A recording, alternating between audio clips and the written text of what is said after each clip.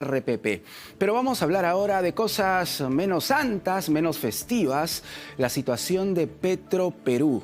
Tras el decreto de urgencia 010 de fines de 2025, muchas cosas han pasado y esto incluye, por ejemplo, una posición bastante crítica por parte de la Defensoría del Pueblo sobre el rol del Estado frente a Petroperú.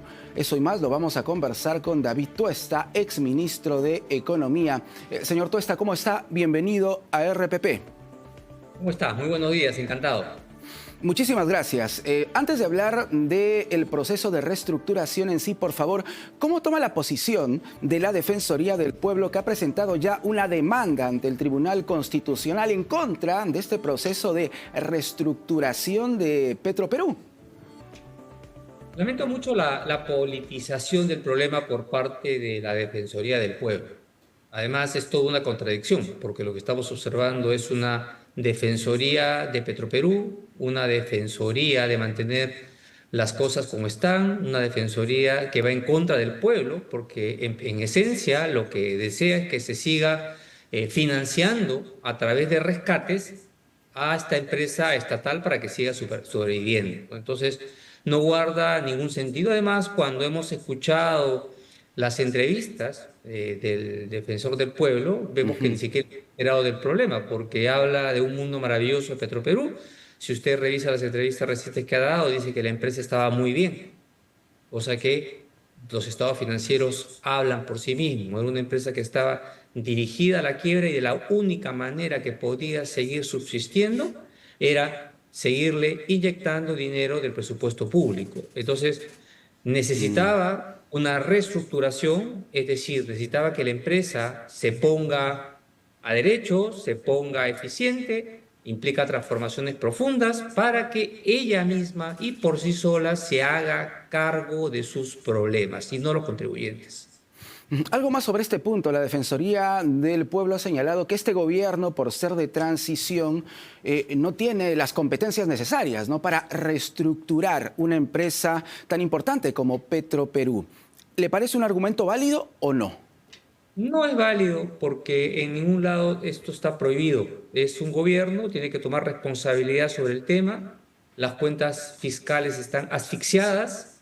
No se puede tener ahí una empresa que permanente está exigiendo rescates y tocaba, dadas las circunstancias difíciles en las que nos encontramos, a este gobierno específicamente, es lo que le ha tocado, debieron haberlo hecho otros antes, por irresponsabilidad de los anteriores no se hizo, y bueno, y este toma las acciones del caso. Además, lo hace de una manera interesante porque blinda el proceso, es decir, lo saca completamente del ámbito político, es decir, el presidente ya no se mete en el tema, se lo ha dejado a Proinversión, que es es la de las entidades más transparentes, competentes del Estado, que tiene una de las mejores gobernanzas, vamos a decir, después seguramente que la del Banco Central y otros organismos supervisores, lo hacen, y esto ya corre por su cuenta. El presidente ya no puede meterse ahí, el proceso ya está en marcha, entonces yo creo que es lo correcto y bueno, la decisión que ha tenido que tomar ahora, dadas las circunstancias en las que se encontraba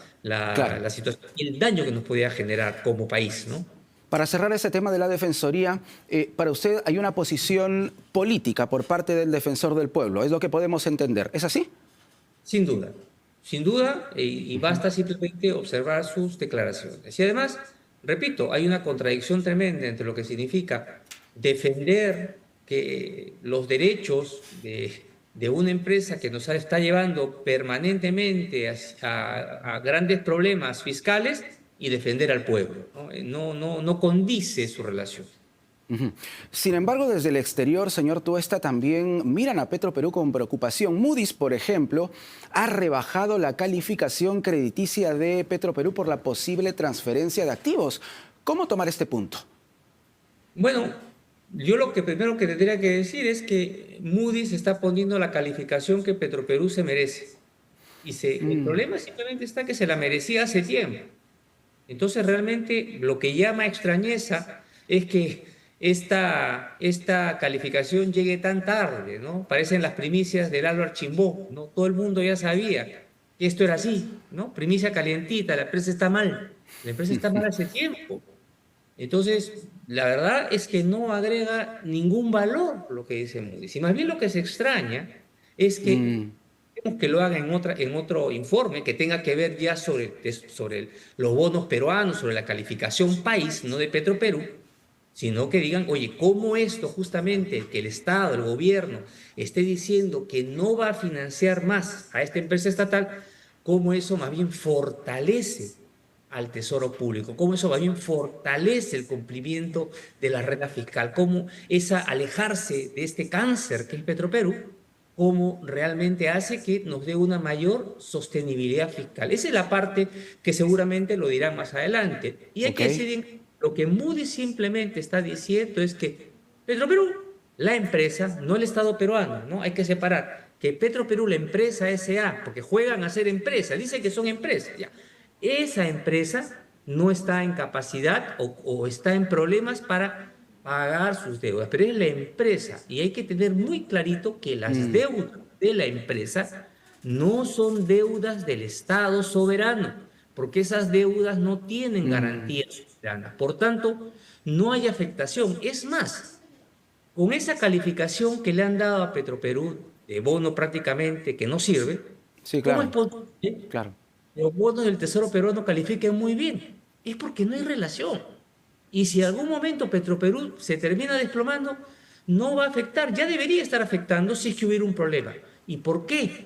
Porque realmente los mercados realmente saben que aquellos que tienen esos Mm. bonos de Petroperú lo tomaron sabiendo el riesgo que tenía esa empresa hace tiempo, empresa politizada, mala gestión, malos manejos, y así con todo lo compraron y asumieron su riesgo. Pues bueno, ahí está.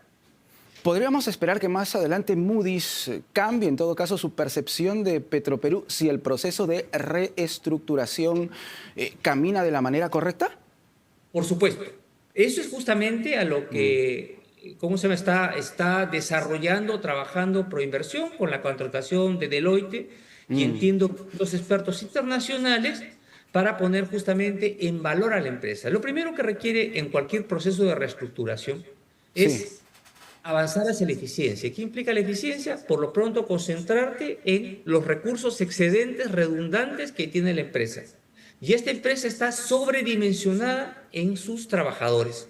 Entonces, seguramente una de las primeras señales que el mercado va a querer para ver si efectivamente esta empresa está haciendo tu tarea de ponerse a dieta, que realmente quiere correr y no ser un elefante pesado que no se puede desempeñar en el mercado, es justamente ver cómo hacer la reestructuración en el ámbito laboral.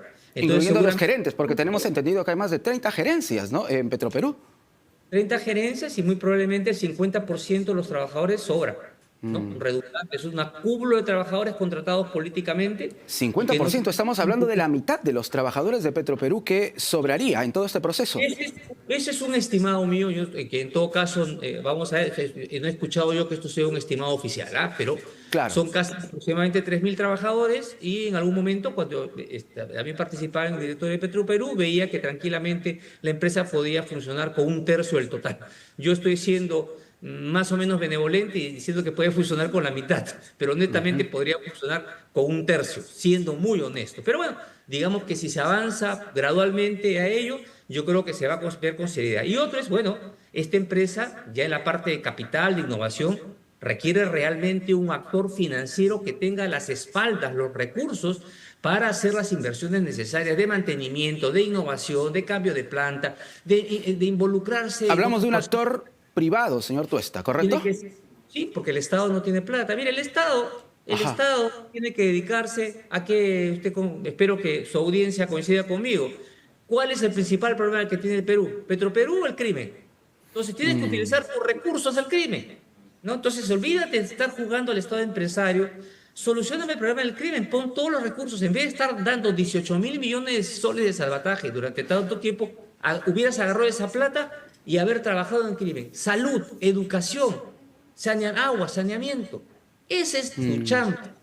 Y eso es a lo que deberíamos dedicarnos y por tanto esto debería, entonces para esas labores ya empresariales que implica riesgo de verdad, además la actividad petrolera es una actividad de mucho riesgo y por tanto los grandes actores en el mundo son empresas privadas grandes y el Estado que se mete a hacer este tipo de trabajos tipo Pemex, por ejemplo, u otras empresas estatales, pierden permanentemente recursos, Claro, ¿no? y sobre ese punto, señor Tuesta, ¿hasta dónde debe llegar la participación del sector privado? Porque, claro, otros han ido al extremo, hablan de privatización, hay incluso mociones hasta de censura contra el ministro en el Congreso. Entonces, ¿hasta dónde debería llegar la participación del sector privado en Petroperú? Por lo pronto, mínimamente hasta donde dice la ley, ¿no? La ley dice que se permite el acceso hasta el 49% de participación en el capital privado de Petroperú, en el capital de la empresa Petroperú. Pero ojo, una cosa distinta es que yo me empiece a desprender de activos. Desprenderme de activos si yo puedo vender. Vendo el edificio, por ejemplo, eso no tiene que ver, no es un proceso de privatización de la empresa. Lo que estoy haciendo es sacándome una cosa ineficiente que no me sirve para nada, que es un exceso, que está perdiendo valor, que podría tener más valor de otra manera, sacándomelo.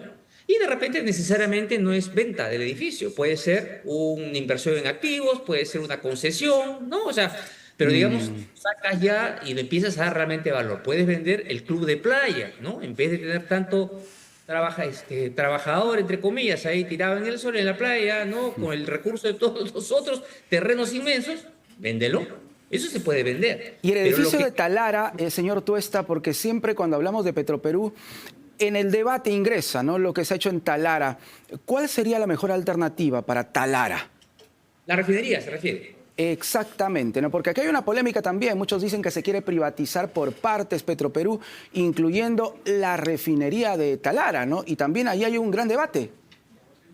Bueno, vamos a ver, entiendo yo que la próxima semana Proinversión y Deloitte van a presentar los lineamientos de lo que significa este plan de reestructuración.